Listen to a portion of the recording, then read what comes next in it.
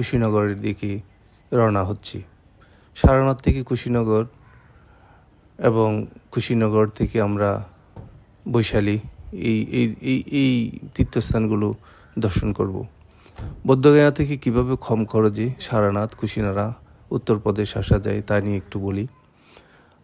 যাদের সামর্থ্য আছে, যারা বাই রিজার্ভ করে গাড়িতে আসতে চান, তারা ভান্তের সহযোগিতা নিয়ে 20 থেকে 22,000 টাকা রুপি খরচ করলেই 8 জনের গ্রুপ করে 5 জনের গ্রুপ করে আপনারা ঘুরে আসতে পারেন। এবং যারা আরও কম খরচে একটু কষ্ট করে আসতে চান, তারা বাই ট্রেনও আসা যায়।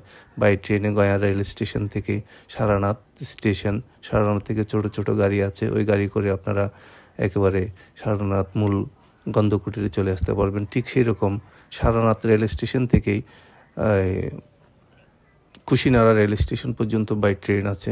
ওখান থেকে ট্রেন থেকে নেমেই আপনারা আবার বাই ছোট ছোট গাড়ি আছে, ওই গাড়ি করে আপনারা কুশিনারা মূল গন্ধকুটিরে চলে আসতে পারবেন। উনি আমাদের ভালো একজন আমাদেরকে সহযোগিতা করেছিলেন। দাদার নাম কি? গৌতম বড়ুয়া আমাদেরকে বোধগয়া থেকে একেবারে সারনাথ এখন কুশিনগর নিয়ে আসছে আর কি। গাড়িটা ড্রাইভ করে, ওনার গাড়িটা হচ্ছে যে গাড়ি, এই গাড়ি নিয়ে আমাদেরকে নিয়ে আসছে এবং আমাদেরকে একটা ভালো রুমও দিয়ে দিচ্ছে এখানে। এই রুমটা অনেক মোটামুটি ভালো, জলের ব্যবস্থা আছে, সুন্দর। এই রুমটাও দেখাচ্ছি, খুব সুন্দর একটা রুম। আমার কেনাকার হন অরবিন্দ বড়ুয়া, উনি রাঙ্গুনিয়া পোমরা থেকে আসছে। উনি আমার অবশ্য জ্ঞাতি হয়, আত্মীয় হয়, কারণ উনি আবার চানগার নিবাসী হয়ে গেছে মোটামুটি, শ্যামলী আবাসিকের কাছাকাছি আমাদের চানঘাট। এখনই আমাদের যে রুমটা ঠিক করে দিয়েছে উনি আমার সহধর্মিনী। এইটা আমাদের রুম, অনেক একটা পরিপাটি সুন্দর একটা রুম। এই আমরা এখানে থাকবো আজকে রাত্রে, অনেক সুন্দর মনোমুগ্ধকর মোটামুটি এই সুন্দর একটা রুম।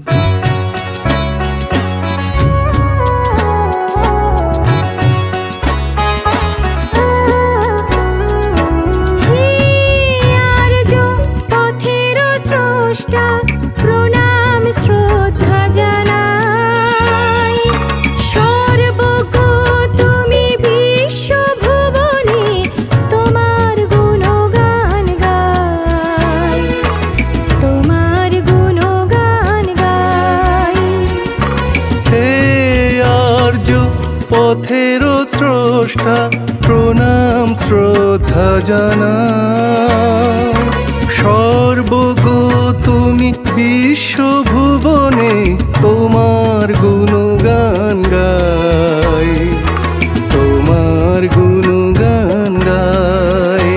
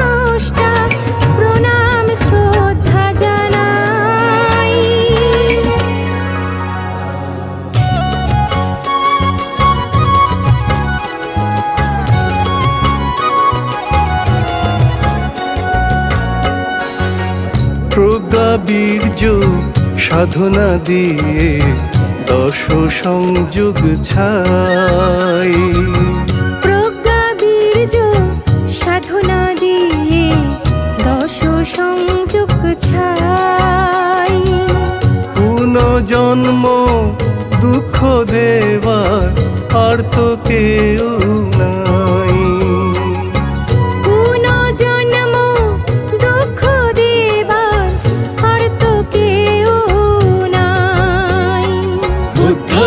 शरणम धम्म में शरणम संग में शरणम बोलो रे, बुद्ध में शरणम, धम्म में शरणम, संग में शरणम बोलो रे।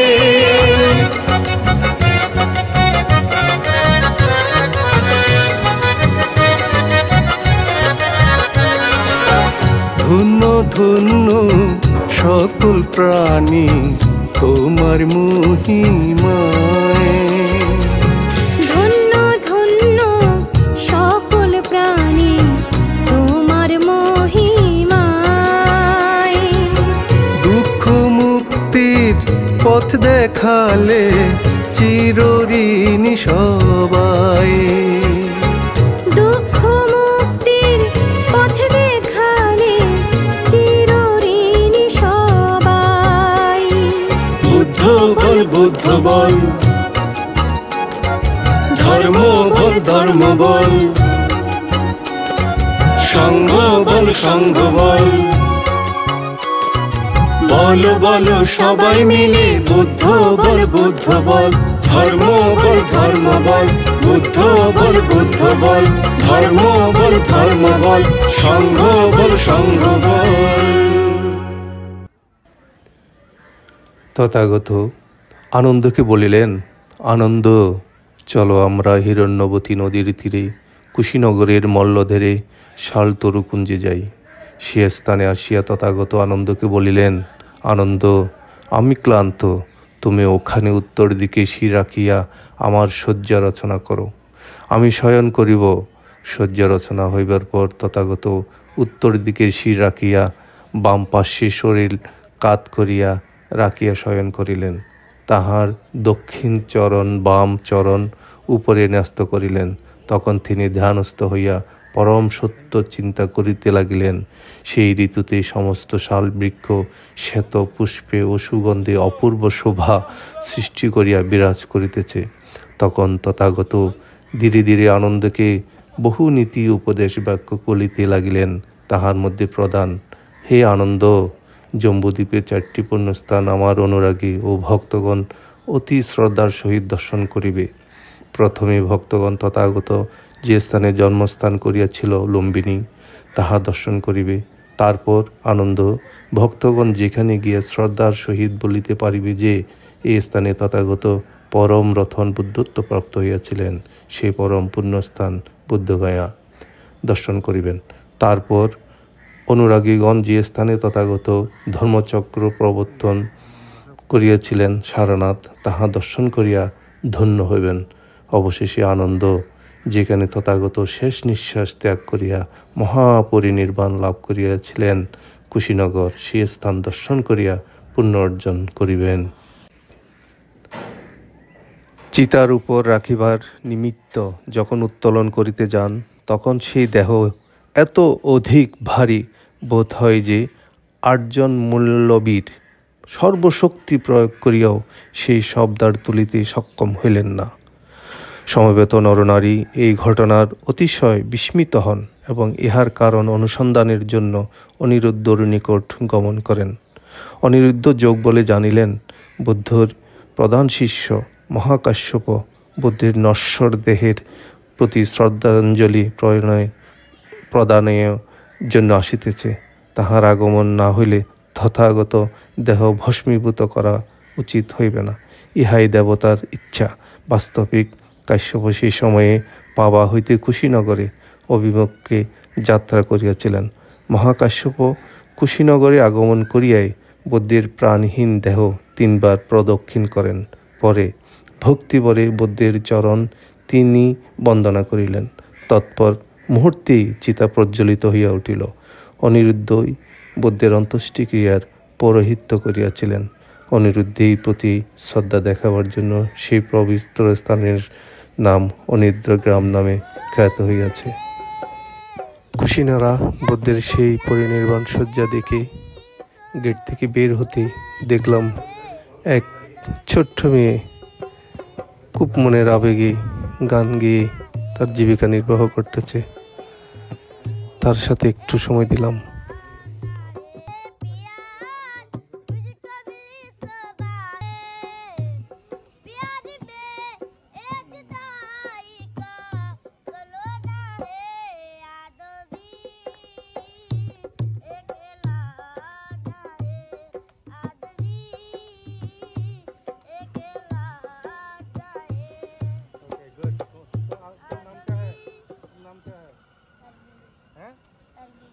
सातबिली सातमिनी बाड़ी बाड़ी कौन है घर घर कौन है घर कहाँ है है श्याम है ऐसे गुड तुम्हें जैसे बाल ना ओके गुड गुड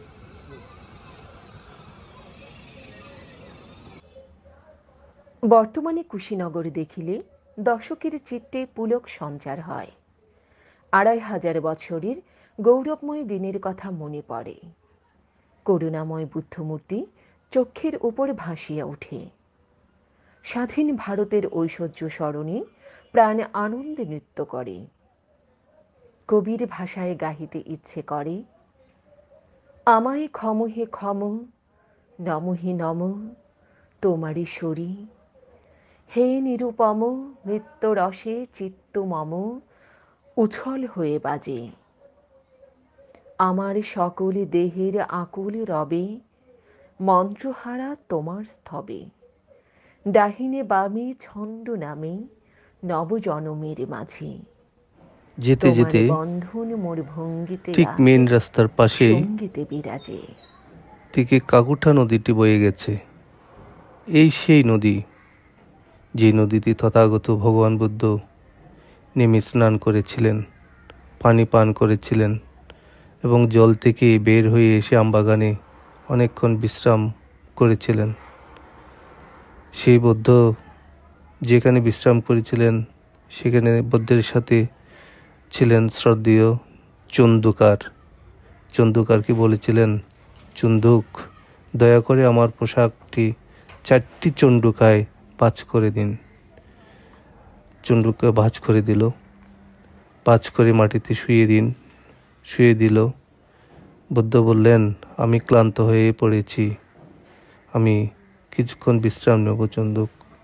চন্দুক বুদ্ধের তথাগত সেই কথা শুনেই চন্দুক নিজের দায়িত্বে সব কিছু জিজ্ঞাসা করে বুদ্ধকে বিশ্রামের ব্যবস্থা করে দিলেন। আমরা এখন খালি পেটে কতক্ষণ আর থাকা যায়?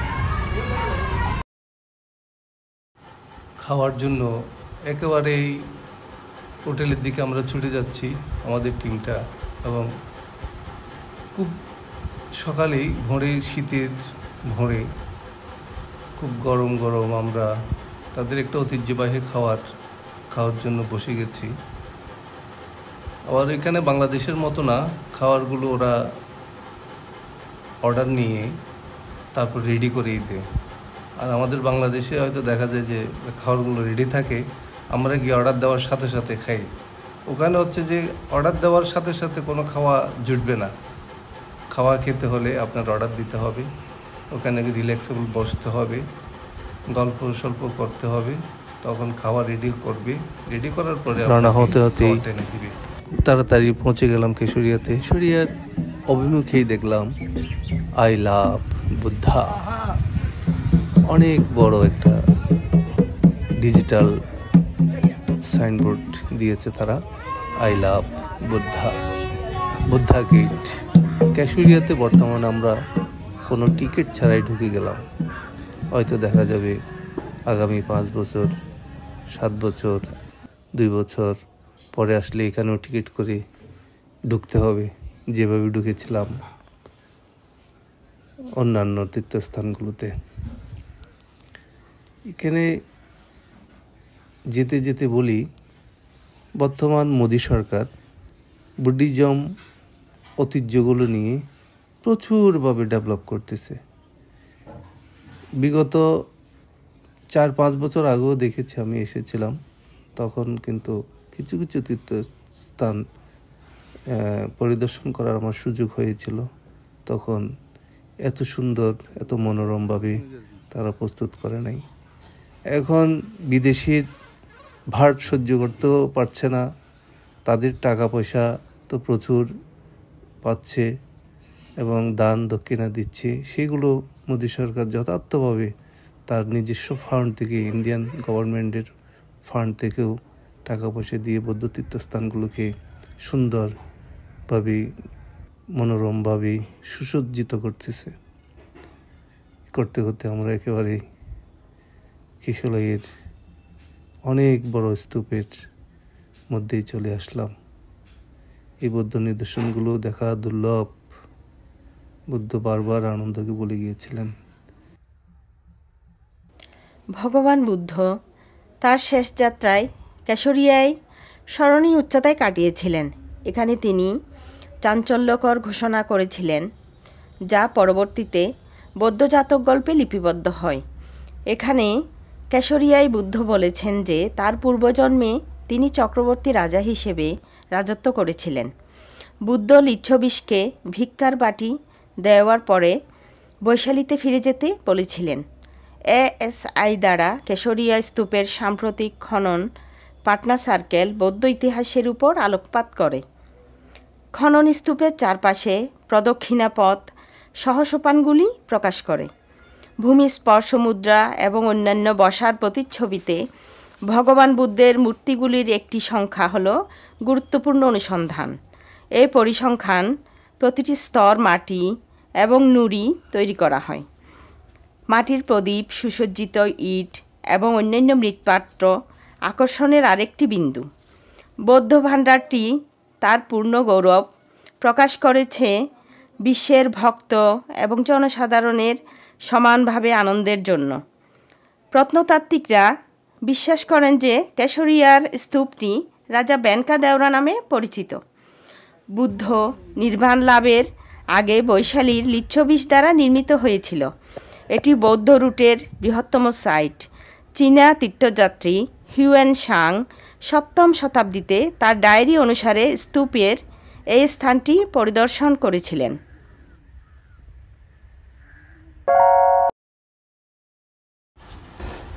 ভিউয়ার্স, আপনারা দেখতে পাচ্ছেন এখন আমরা ঘুরে ঘুরে দেখাচ্ছি বুদ্ধের ঐতিহ্যগুলো, স্তূপাগুলো।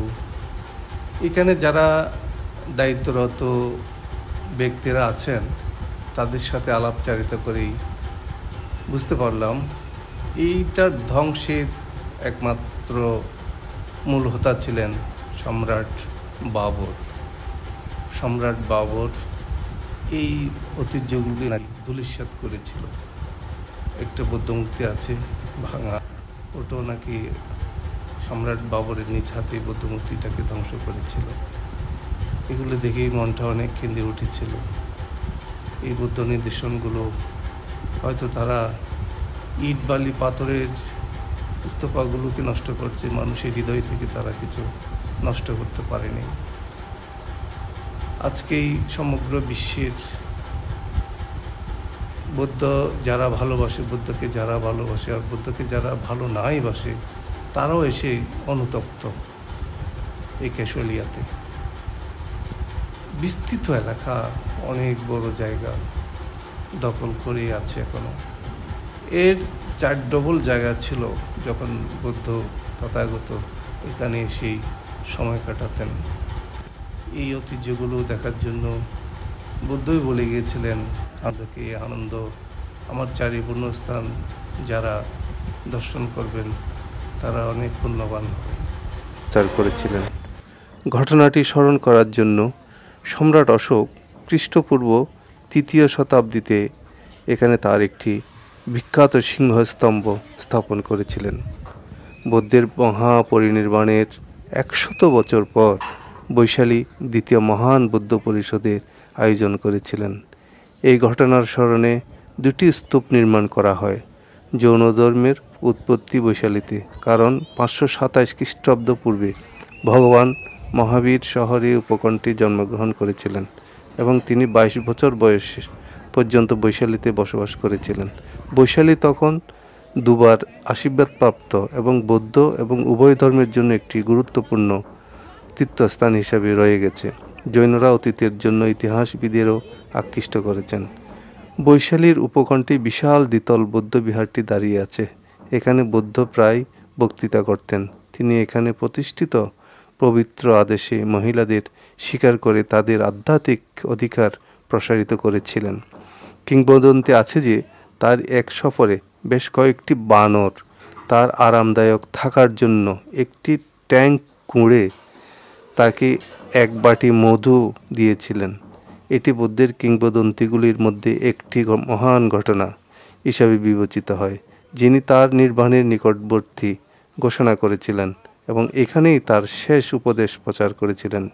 লিচ্ছবীরা কুশীনগরে যাওয়ার পথে তাহাকে বিদায় জানাতে দীর্ঘ পথ পাড়ি দিয়ে অবশেষে বুদ্ধের সৃষ্ট একটি নদী দ্বারা তাদের থামানো হয়।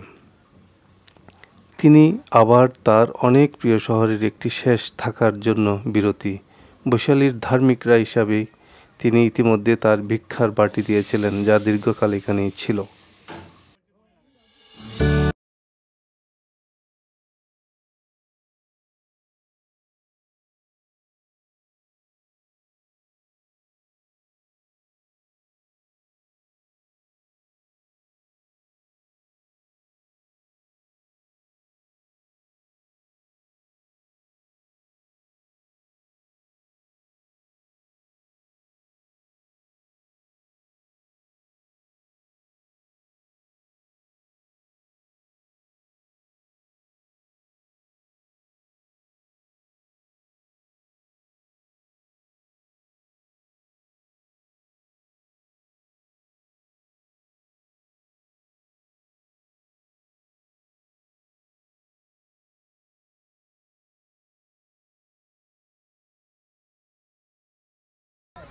त्याचबरोबर जे ज्या वेळेला सारनाथला सांगितलं मला ज्ञानप्राप्ती झाली, ज्ञानप्राप्ती झाल्यानंतर म्हणजे बुद्धगयेला कळल्यानंतर सारनाथला गेले आणि सारनाथला जे पंचवर्गीय भिक्खू आहे, महानाम, बदीय, वप्प हे पाचे त्यांना सांगितले की आता मला जे ज्ञान झालेले त्यांना अगोदर गंधकूट पर्वतावर डुंगेश्वरीवरती ते सोडून गेले होते, परंतु तिथे गेल्यानंतर त्यांना कळालं की मला जे प्राप्त झालेले, मला जे ज्ञान आहे म्हणजे जे मनुष्य जीवन सुखी आणि समृद्धी राहण्याचं जे ब्रीदवाक्य आहे हे मी कोणाला सांगू, तर त्यांनी त्या ठिकाणी सांगितलं आदेश केला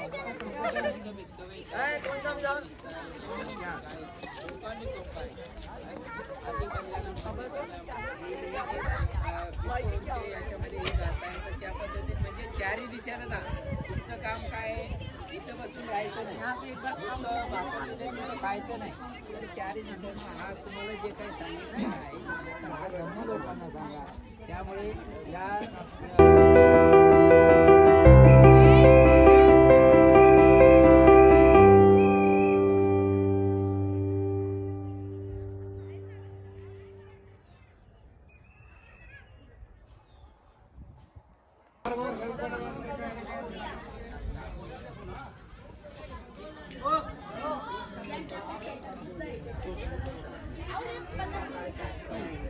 उसका 250 ही लगेगी का बड़ा नहीं, वाला नहीं, नहीं, उसका नहीं। 80 देखो नहीं देना है ये क्या? 50 नहीं. और वो एक ये लिया ये- 10 रुपए अरे ये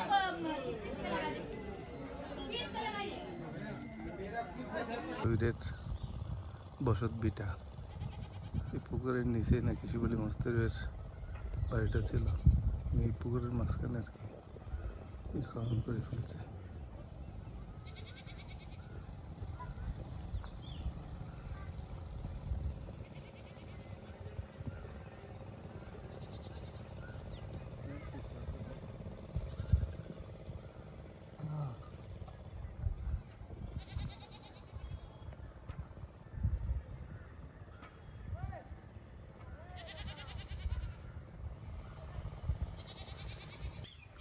চলিতে চলিতে পথে তোমায় দেখে কেন যে থমকে আমি 8 original দাঁড়িয়ে Please, গেলাম। over the personal চলিতে চলিতে পথে তোমায়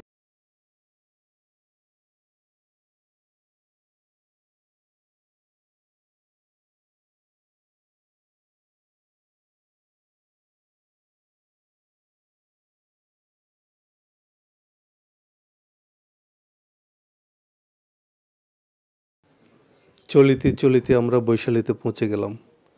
বৈশালী, বুদ্ধের জীবদ্দশায় বৈশালী অতিশয় সমৃদ্ধশালী নগর ছিল। কালের গতিকেই সর্ববিধ উপভোগ্য পরিভোগ্য বিত্ত সম্পদে সমৃদ্ধ বৈশালীতে অনাবৃষ্টি দেখা দিল। অনাবৃষ্টির দরুন কৃষকগণ শস্যক্ষেত বিনষ্ট হইয়া ভীষণ দুর্ভিক্ষের কলছায়ে পতিত হল। প্রথমে সহায় সম্বলহীন দরিদ্র মানুষের অনাহারে মৃত্যুবরণ করিতে লাগিল। তাহাদের মৃতদেহ নগরের বাহিরে ফেলিয়া দেওয়া হইত। কাজেই মৃতদেহের ভীষণ দুর্গন্ধ পাইয়া প্রেত পিশাচাদি অমনুষ্যগণের আশ্রয় গ্রহণ করিল। কালক্রমে এত অধিক লোকের মৃত্যু হইতেছিল যে বৈশালীতে মৃতদেহ সৎকার করার মতো কেউ ছিল না। বৈশালীবাসী প্রজাসাধারণ রাজার নিকট উপস্থিত হইয়া তাহাদের অসহায় দুঃখ কাহিনী বিব্রত করিতেছিল। মহারাজ, নগরে ত্রিবিধ ভয় উৎপন্ন হইয়াছে। ইতিপূর্বে রাজা পরস্পর 7 রাজার রাজত্ব কাল পর্যন্ত এরূপ দুর্দশা দেখা যায় নাই। আমাদের মনে হয় ইহা আপনার অধার্মিকতার ধারায় ঘটিতেছে। রাজা উদ্বিগ্ন কণ্ঠে মন্ত্রণা গৃহে সম্মিলিত হইয়া বলিলেন, তোমরা আমার অধার্মিকতার সম্বন্ধে বিবেচনা করিয়া দেখো। তাহারা সকলেই বিচার করিয়া রাজার কোনো দোষ দেখিতে পাইল না। তৎপর তাহারা রাজার কোনো প্রকার দোষ দেখিতে না পাইয়া ভাবিতে লাগিলেন কি প্রকারের আমাদের এই দুর্দশার অবসান হইবে। তথায় কেহ কেহ বলিতে লাগিল, পুরাণ কশ্যপ, মক্ষলী, গোশাল প্রভৃতি আজীবক সন্ন্যাসী শাস্তাগণ আছেন, তাহাদের পদধূলি পড়িলেই বৈশালীর মঙ্গল হইবে। অপর কেহ বলিতে লাগিল, জগতে বুদ্ধ উৎপন্ন হইয়াছেন, সেই ভগবান সমস্ত প্রাণীর হিতের জন্য ধর্মোপদেশ করিয়া থাকেন। তিনি মহাঋদ্ধিবান, মহাপ্রভাবশালী, তাহার পদার্পণেই আমাদের সমস্ত ভয় তিরোহিত হইয়া যাইবেন। বুদ্ধ এই নাম শুনিয়া তাহারা সকলে আনন্দিত হইয়া বলিতে লাগিলেন, ভগবান বুদ্ধ সম্প্রতি কোথায় আছেন? তাহা আমরা যদি লোক প্রেরণ করি, তিনি আসিবেন কি? এই প্রস্তাবে অপর কেহ কেহ বলিতে লাগিল, বুদ্ধগণ লোকের প্রতি অনুগ্রহকারী, কেন আসিবেন না? তিনি এখন রাজগৃহে আছেন। মহারাজ বিম্বিসার তাহার সেবা করেন। তিনি যদি আসিতে বাধা না দেন তবে অবশ্যই আসিবেন। তাহা হইলে রাজাকে জানাইয়া আনয়ন করিব।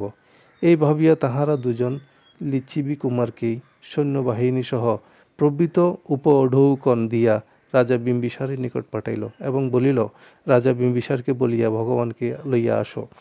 তাহারা রাজগৃহে যাইয়া রাজা বিম্বিসারকে তাহাদের উপঢৌকন প্রদানপূর্বক মনোবাঞ্ছা নিবেদন করিলেন। রাজা তাহাদের অনুরোধ রক্ষা করিতে অসমর্থ হইয়া কহিলেন, ইহা তোমরাই বুঝিতে পারো। তাহারা ভগবানের চরণে উপনীত হইয়া প্রার্থনা করিলেন, ভান্তে, আমাদের নগরে ত্রিবিধ ভয় উৎপন্ন হইয়াছে। যদি করুণাধারা ভগবান করুণা করিয়া একবার বৈশালীতে শুভ পদার্পণ করেন, আমাদের অশেষ কল্যাণ সাধিত হইবে। তখন ভগবান সর্বজ্ঞতার প্রভাবী চিন্তা করিয়া দেখিতে পাইলেন, আমি যদি বৈশালীতে রতনসূত্র দেশনা করি, তাহা হইলে ইহা কোটি শত সহস্র চক্রবলের রক্ষাদণ্ড সদৃশ্য হইবে এবং 84,000 প্রাণীর ধর্মজ্ঞান উৎপন্ন হইবে। এই চিন্তা করিয়া ভগবান তাহাদের নিমন্ত্রণ গ্রহণ করিলেন। রাজা বিম্বিসার ভগবান নিমন্ত্রণ গ্রহণ করিয়াছে শুনিয়া যথোচিত উৎসব এবং ধুমধামের সহিত আগু বাড়াইয়া দিলেন। আর বৈশালীবাসীরাও রাস্তাঘাট সুসজ্জিত করিয়া সসম্মানে ভগবান বুদ্ধকে আগু বাড়াইয়া লইলেন। ভগবান বৈশালীর সীমানায় পৌঁছিলেই লিচ্ছিবিগণ রাজা বিম্বিসারের চেয়ে দ্বিগুণ পূজা করিলেন। সেই সময় আকাশে হঠাৎ মেঘাচ্ছন্ন হইয়া উঠিল এবং বিদ্যুৎ চমকিয়া গড় গড় শব্দে মেঘ গর্জন করিতে করিতে ভারী বর্ষণ আরম্ভ করিল। মুষলধারে ভারী বর্ষণের ফলে সেই জলপ্লাবন হইয়াছিল, তাহা দ্বারা বৈশালীর দুর্গন্ধ মৃতদেহ ভাসিয়া গিয়া ভূভাগ পরিষ্কার পরিচ্ছন্ন হইয়া গেল। ভগবান যখন বৈশালীতেই উপনীত হইলেন, তখন দেবরাজ ইন্দ্র দেবপরিজন পরিবৃত্তি হইয়া তথায় উপস্থিত হইয়াছিলেন। মহাপ্রভাবশালীর দেবতাগণের আবির্ভাবে প্রেত পিশাচাদি অমনুষ্য অনেকেই অন্তহিত হইয়া গেল। তৎপর ভগবান বুদ্ধ প্রিয় শিষ্য আনন্দস্তবীকে ডাকিয়া কহিলেন, হে আনন্দ, এই রতনসূত্র শিক্ষা করিয়া ধর্মপূজার উপকরণসমূহ গ্রহণ করাইয়া লিচ্ছিবি কুমারগণ সহ বৈশালী নগরের 3টি প্রকারের অন্তরের বিচরণ করিতে করিতে আবৃত্তি কর। লক্ষ কোটি চক্রবলে দেবতাগণ সেই রতনসূত্রের আদেশ পালনে বাধ্য হন। তাহারাই প্রভাবী বৈশালীর রোগ ভয়, অমনুষ্য ভয়, দুর্ভিক্ষ ভয় শীঘ্রই অন্তহিত হইয়া যাইবে।